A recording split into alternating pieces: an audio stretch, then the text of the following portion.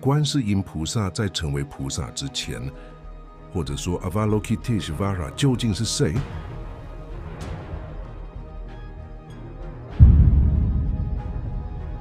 他那段悲壮却充满英雄气概、鼓舞人心的故事是怎么样的？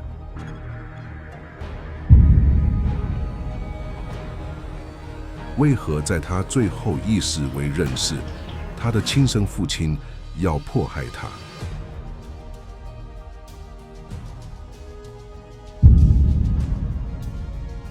为何他被称为大慈大悲，以及闻声救苦的菩萨？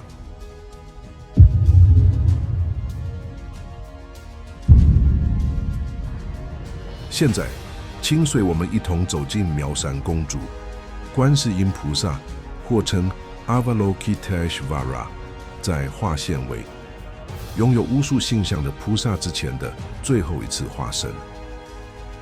他不知疲倦地帮助一切苦难众生。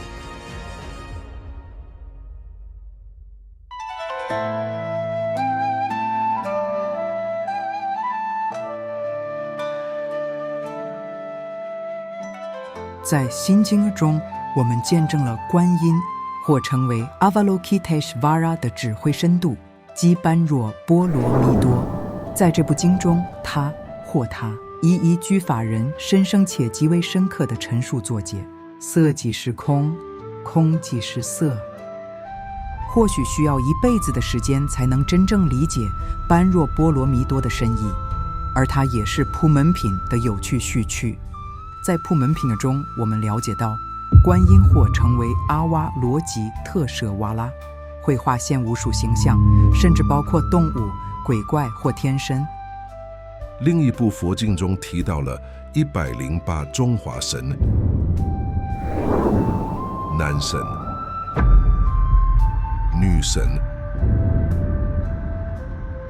天生神。愤怒为梦想，是一面前必想。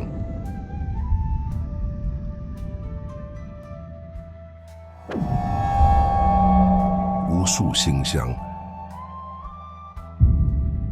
梵语中，它被称为阿哇罗吉特舍瓦；汉语中，它被称为观世音。在日本，它被称为观音。这些名字在英语中意为闻听世间苦难之声的菩萨。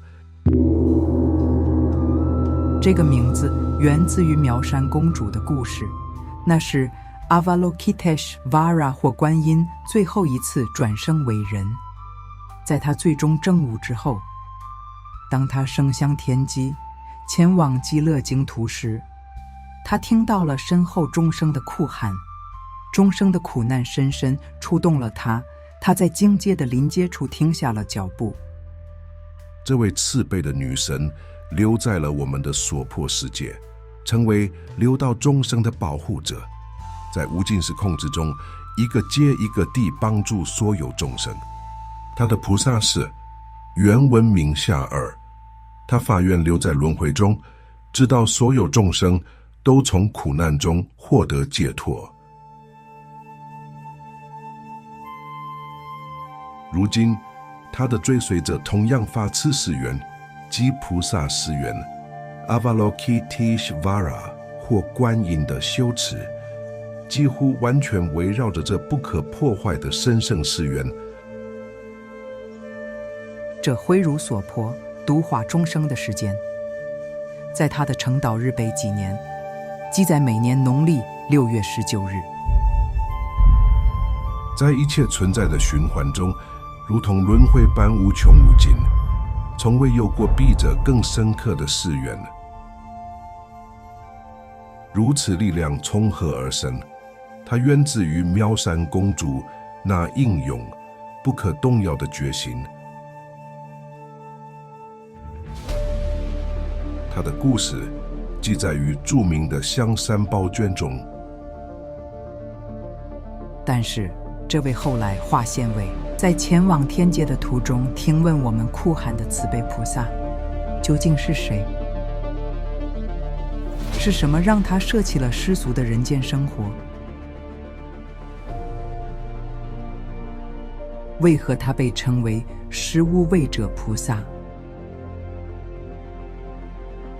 所有菩萨皆是舆论会中的众生，如同我们一样的人或世俗众生。释迦牟尼佛说了他无数千世的故事，兼于诸多本圣经。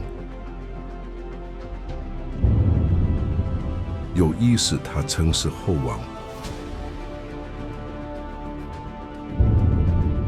另一是他是一位因此被心生怯而以自身血肉为是恶火的人。而在最后一世，我们知道他是敲大摩佛陀一位王子。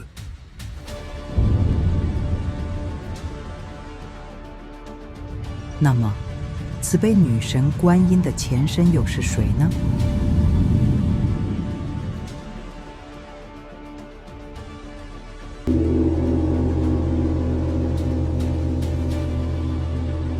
在她的最后一世，即她正式舍俗出家为你的一生。她身为一位残酷暴君国王的公主。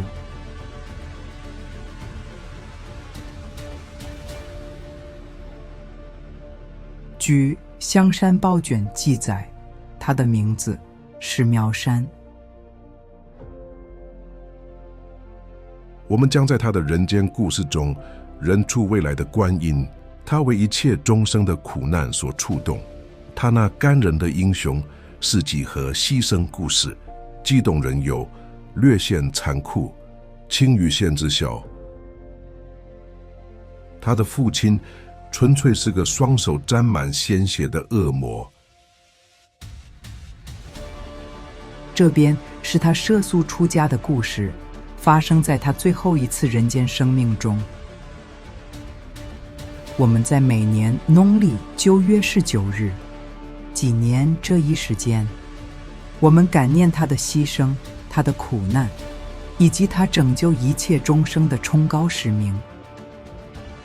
为力赞他的慈悲，我们在这一天献上清净的素食供养，包括不是以帮助有需要的任何众生。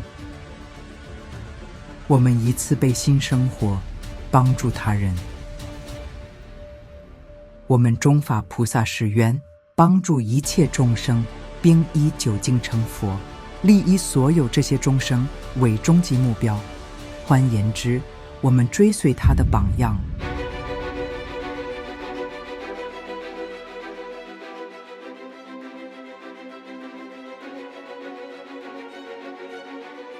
妙善甚为好战的妙庄王之女，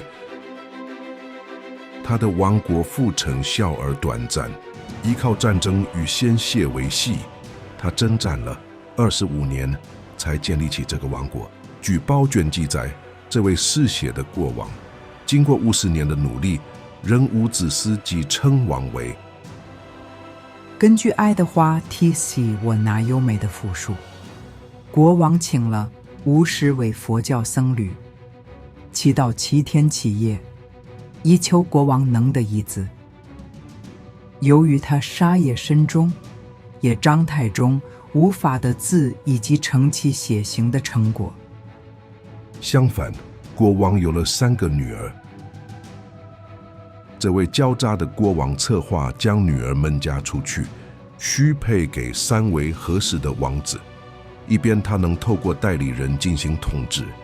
他的2个女儿找到了合适的夫君，但他的3女儿妙善以其媚的和虔诚的佛教信仰闻名，对成为政治妻子毫无兴趣。她总是出现在社区中，帮助邻里，照顾病人。对这个小王国的人民而言，她就是活生生的慈悲女神。她毕生致力于帮助那些因她父亲的暴行而受苦的人们。身为一个品德完美的女孩，他拒绝为了政治联姻。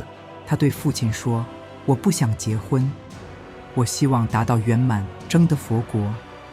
解释，我保证绝对不会辜负您的恩情。”国王勃然大怒，大吼：“不孝之奴！你竟敢教训我，一国之君，统治如此众多臣民的国王！”他的傲慢化为恶魔般的狂怒。国王咆哮不止，直到最后，他的女儿担心百姓受苦，说：“我同意结婚，除非您，我的福王，能消除我们百姓的3种苦难。”当国王问他何意时，他解释：第一难是人们年老时所承受的痛苦，第二难是疾病带来的痛苦，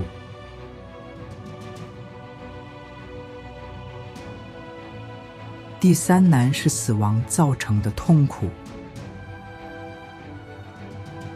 当然，国王意识到这不仅不可能，而他自己就是其中2种痛苦的根源。甚至父亲贴实心肠的公主说道：“我可以嫁给一位能治愈人类所有疾苦的医生，至于寒热、痰盂、老花及一切病痛。”接着他说了一句真正激怒他父亲的话：“而且我希望平等一切阶级，不分贫富贵贱。”国王的怒火几乎到了要杀人的地步，邪恶的春火，他大喊：“你怎敢在我面前提出这等魔鬼般的建议？”他召来宫廷官员，命令他将这邪恶的女儿驱逐出去。这个邪恶的尼姑入美了我，剥去她的公主华服，把她赶到外面冻死。然而苗山竟然匍匐在地，口写国王的恩赐。他欣然离开宫殿，隐居修行，以明月为伴，与清风为友。国王将他锁在寒冷的御花园里，每天宫女他的姊妹，国王和王后都来试图说服他会心转意。苗山最后请他们不要再来看他，并请求被送往白雀斯尼安。国王对这个不孝女言讹之极，同意将他送走，但他心存报复，只是暗中尼姑将最酷的差事交给他，希望苗山能屈服，最后听从安排。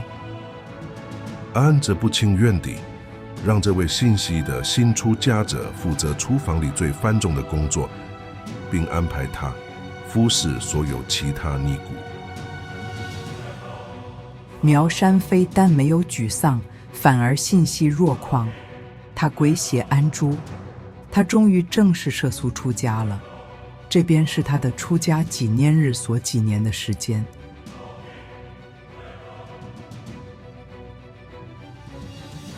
在香山宝卷的美好故事中，作为一名劳累过度的厨房杂役，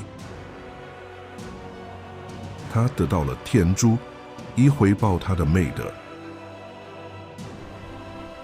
被窦星君派来，神龙在厨房附近为他挖了一口井，猛虎为他献来柴火，飞鸟为他采集野菜，所有天界神灵都来协着他完成职责。由于这种天助，他还能休息禅定、诵经、吃粥，心无旁骛地投入追求圆满。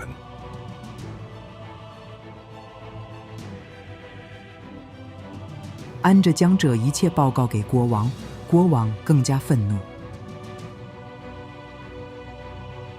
圣女之下，他命令侍卫长包围白雀寺，将其连同尼姑们一并烧毁。4元起火时，500名尼姑进空完粉，将这场在南归救于妙山。我一人是你们遭此劫难的根源，他说。然后他平静地跪下，向天祈祷求助。天界回应，霎时间乌云密布，一场骇人的暴风雨陡然而至。毫无疑问，天界不悦，倾盆大雨瞬间浇熄了大火。天意难违，挫败了恶王的计划。他下令将女儿披枷带锁，押赴刑场处死。天界在此干预，龟子兽的刀砍在他脖子上，尸断成两截。当他们试图用长矛刺他时，武器碎裂了。接着，国王无视天界不悦的征召，下令将他勒死。但就在他短气时，一只猛虎出现，将他遗体陷入松林之中。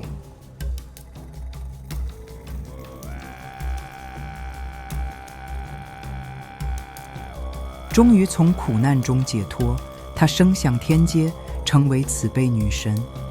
但他听到了我们这些留在轮回中的众生的哭喊，他没有继续前往净土，而是转身法院，帮助轮回中的所有众生。他决意化现，为我们今日所知的无数形象救度众生，一个接一个地脱离轮回，永不疲倦，总是应用。他又是慈爱如母，正如我们可能想到的百亿观音。他可以为我们化先前收拾一面，同时帮助所有人。他可以实现为温柔的男神菩萨，向我们伸出满远摩尼抱住。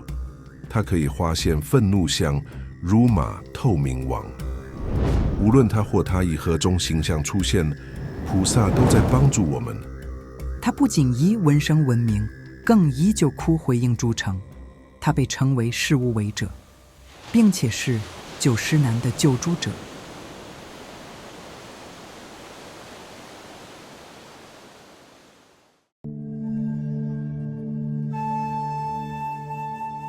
这一切都是这位菩萨，我们尊崇他作为妙善的伟大牺牲。在他的出家日，通常是在农历9月19日纪念。我们可以透过持诵他的名号，与他更亲近并尊崇他，以他的任何形象或语言名号均可。象征这一点的是他的南悟赞颂咒，尽管持诵他的名号意义更深。持诵他的名号意味着法愿我们自己行菩萨道，帮助他人并努力证悟，为利益他人而成就佛果。对他的供养就是我们对他人的慷慨布施。每次我们帮助任何其他众生，这发自内心的行为就是对他最好的供养。护持僧团与佛法也是重要的供养。他的南无赞颂在梵语中是南无观世音菩萨，或者我们念诵南无观世音菩萨赞颂。我们一边锻炼诵着美妙的南无赞颂结束本视频，配以三宝乐队的神圣法鼓之声，愿一切众生受益。